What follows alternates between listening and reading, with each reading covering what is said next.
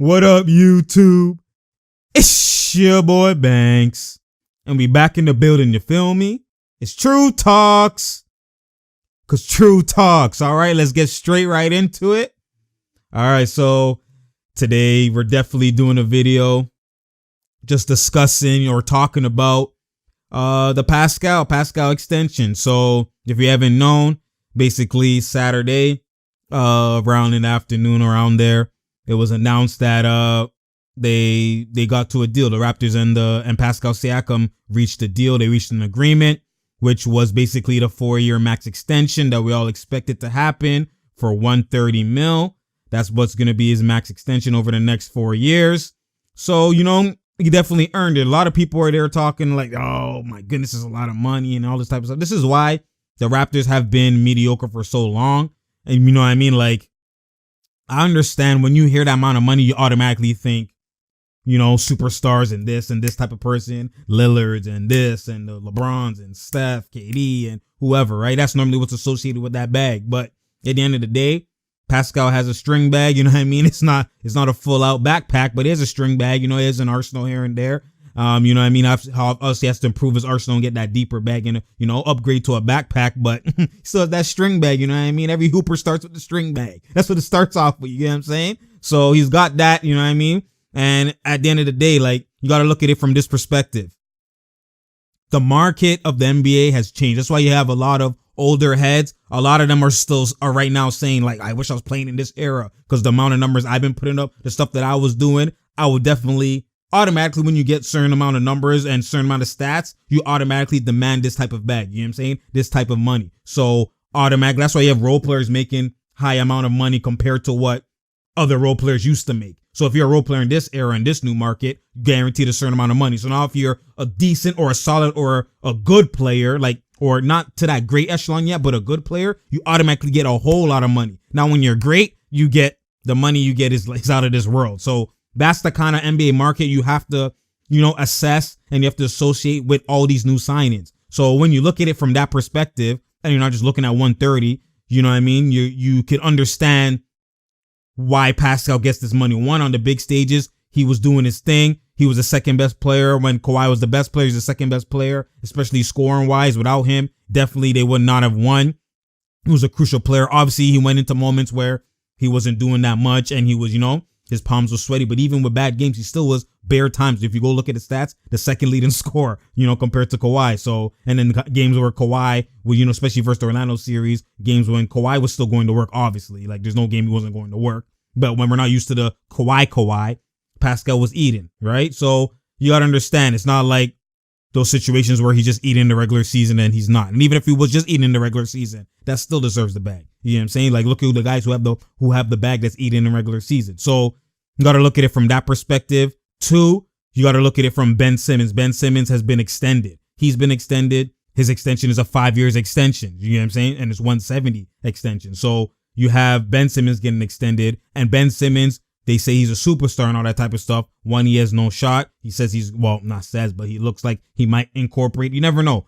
Practice, preseason is different when it's actually games. So I'm not saying he won't incorporate it, but he might incorporate it. He's not at that point where it actually has incorporated, especially when he extended. He had no shot at the time of the extension. He had 0 shot. So when you have that going on, and the fact that he has 0 shot, and the fact that in the playoffs he was underperforming to them, like he scored 1 point in the playoffs. He's done all his playoffs has always been the low points of his career up to this point. Even versus Pascal in the series, in the Philly series with the Raptors, he was scoring 6 points, 9 points. Like, he was doing bare single digits, single triple double, or a single double, as Charles Barkley been saying. So he's been doing that while Pascal was eating. Game 1, he had like 30 or whatever he was doing. Like, he was going to work when it mattered in the playoffs, regardless. Obviously, bigger games, he didn't do as well in certain games, but still, even in the bigger stages and the finals and game 1, and he still was there. It's not like he wasn't there, and it was not like he wasn't shooting. He might be missing, but he was still shooting. You know what I'm saying? So, like, Ben Simmons not even shooting, not even doing anything, and he gets the extension of 170. So there's no knock.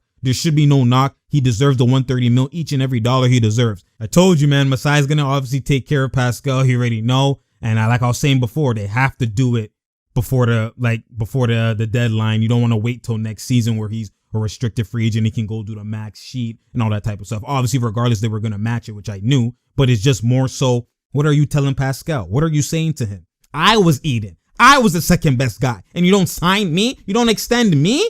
Ben Simmons gets extended and I don't, and he did less? What are you trying to tell me? You get what I'm saying? Is you don't want to create turmoil. You don't want to create an unhappy situation. You don't, especially this guy, you don't want to hinder his growth. Any little, any little bump in the road, any little thing that will take his focus away from anything and feel like he's not appreciated. Because this guy, when he's appreciated and even when he's underappreciated or when he's not fully appreciated and you're not looking at him yet, he has the motivation. He's getting better. He wants to get better on his craft. You can tell when someone loves the game and loves, just genuinely loves the game. You can tell it. So when you now tell this guy who's done everything right, you know what I mean? When he got no minutes, still went to the G League 8. He could have been sobbing and been like, nah, I don't deserve to be in the G League. This man's starting over me. This man's here. Nah, I don't want to be in the G League. He didn't care, went to work, took everything, every knock on the chin, every punch on the chin, he took it and turned it into something, you know what I'm saying? And did not care and just did everything the right way, which is how you're going to tell your people to do stuff the right way. Like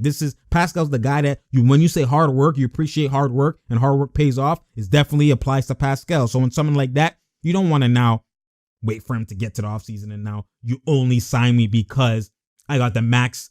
Let's say I went to Phoenix and I got the max and then you only matched it. That's the only reason why I'm here.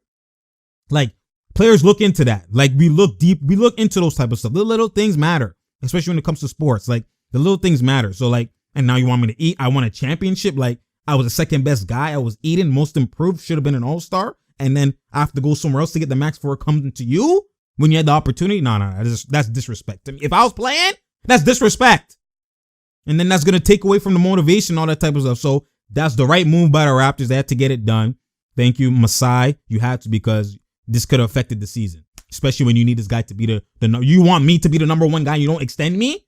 Like, bruh, stop this. Now, the next step is he going to get to that star category? So in the future, it might be, oh, did you waste your money on extended Pascal?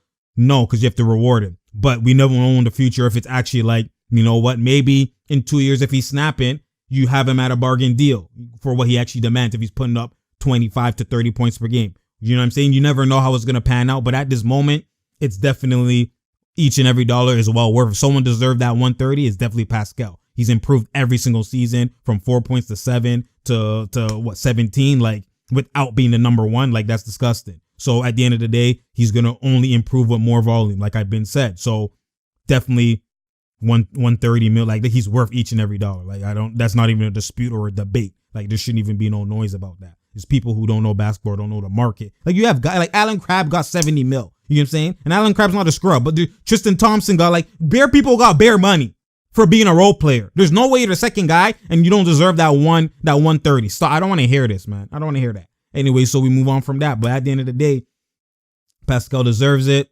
Obviously he has to make that next jump to, he doesn't really have to he has to justify the money, but he's like, remember, your third contract, like, that's the big bag. Obviously he got the big bag, but he's not shooting.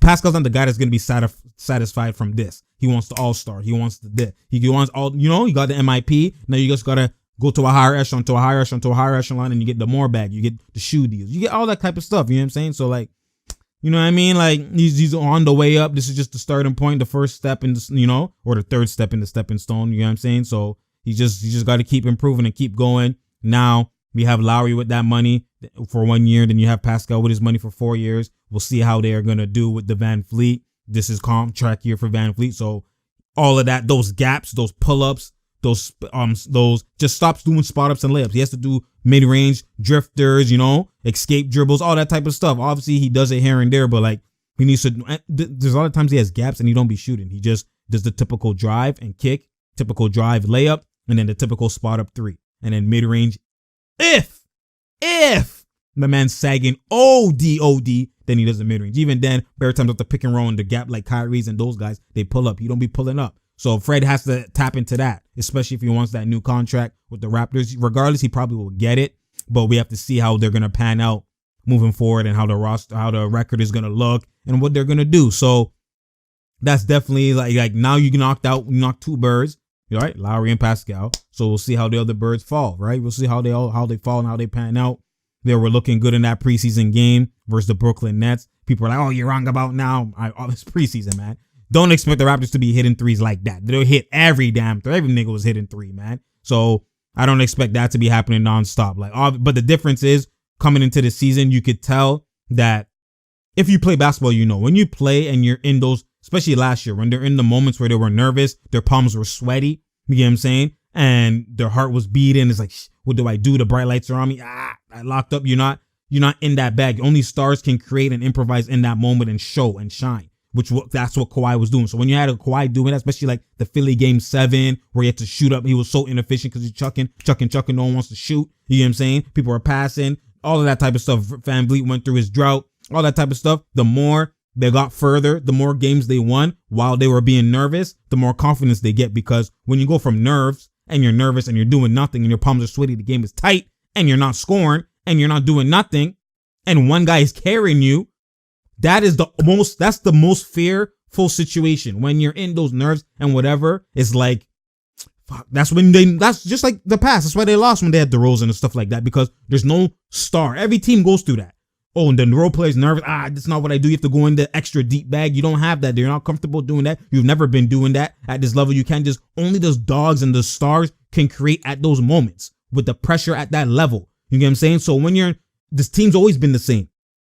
They had Lou Will. They had all these players. They had Vasquez. The team's always been the same. But the one star, DeRozan, was in the corner chilling, or he'll be bricking. So when you have Kawhi replace DeRozan and he's there doing what he's doing and he's cooking, that fearful situation, now there's no fear because this guy has carried us through. We've seen him get the game winning bounce. Like at the most negative situations, this man carried through. The most bricks, he carried through. All your worst situations, he carried through. And then it's like, you get a breath of fresh air. Then now that's why you see them snapping in the championship, the championship run, all that type of stuff in the finals and all that. So like, he gave them the most confidence. And now it's to the point when they won. And now when you see it all, what they tell you, experience is the best teacher. You've seen it all. You've been nervous. You're not going to be nervous again because you've been there, done that. Now you get the experience. You've been on the other side. So it's like, what? I have no fear now. So that's why you see these men just pull in.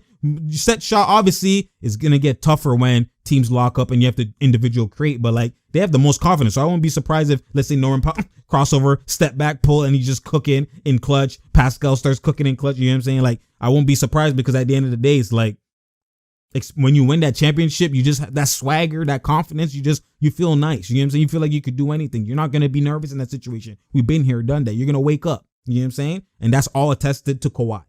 All to Kawhi. You know what I'm saying? Obviously, you still have to be a dog to do it, but Kawhi improved them. And that's what I say. You don't have to get assists to be an elite leader. You don't have to get one assist to be an elite leader. You could have 0 assists for 82 games and you could be the most elite leader because it's mentality. Mentality goes further than the assists, even though the pass goes further with the assists. That's bars. You feel me? Anyways, it's True Talks. Because True Talks, Pascal, Spicy P, can you nice me, please? You deserve that money, man. You deserve each and every dollar. You get what I'm saying? Anyways, it's True Talks, because True Talks. Share, like, and subscribe. We got more coming. Tuesday, big game. We got more videos. Opening season, ring ceremony. All I do is win no matter what. You flash them rings. See the banner go up. Geez, history in the make. It's going to be an elite game. No Zion, but at the end of the day, the Raptors go into the Zion. You feel me? That's what we care about. That's the Zion we care about. You know what I'm saying? Anyways, it's True Talks. It's True Talks. And we out, man.